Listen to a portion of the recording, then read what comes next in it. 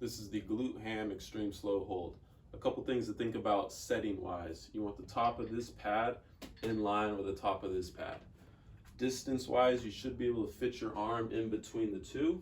That's a good starting place to be. Ideally, we like it a little bit further out because we want the top or the end of our thigh muscle that's closer to our knee fixated onto the pad. But as a good starting point, the higher up you go up on the leg, the easier it becomes, the more comfortable that it is because it's less strain on the hamstring. But eventually we would like that lever to be as extended out as possible.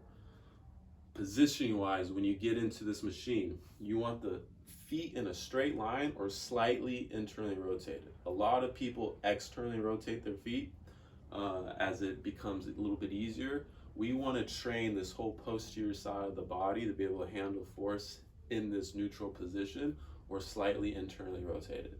So toes will be placed into the plate. You're performing a calf raise, a slight bend in the knee. The more bend you have, the more knee flexion you have, the easier it is because the lever is shorter.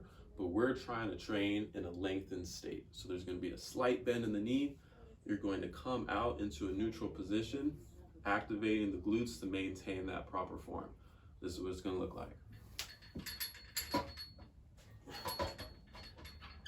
Feet are in a straight line, slight bend in the knee.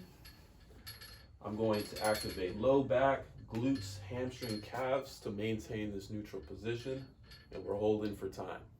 The biggest thing you want to focus on here is making sure these guys are always engaged. Once they shut off, all pressure and force goes into the low back. We're trying to train the whole posterior side at once. So glutes engaged, feet into the plate like a calf raise, and we're holding position. From there, as you fatigue, you're going to fail and extend outwards as the knees start to straighten.